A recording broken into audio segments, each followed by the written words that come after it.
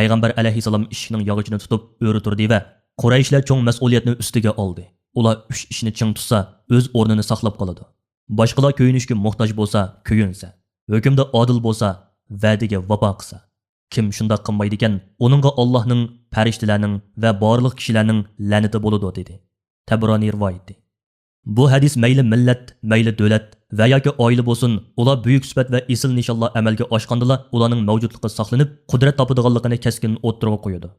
Agar kishilar islom nomini ko'tarib olgan, Qur'onni qonun qilamiz degan bo'lsa-mu, hukumat odil bo'lmasa, muhtojga yordam qilmasa, va'da kelishimlarga amal qilmasa, u Qur'on islom markasini ko'tarib olgan turib, islom axloqidan ayrilib, osmon zamin tarafidan la'nat va qarg'ishga loyiq bo'lib, hayotlik tarafidan inkor qilinadi.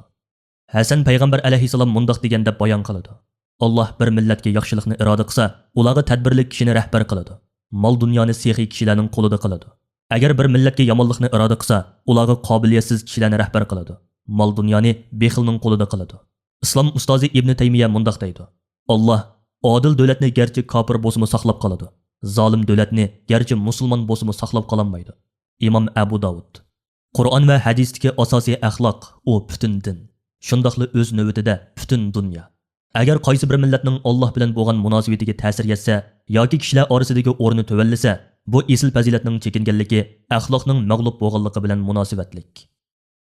Ovozliq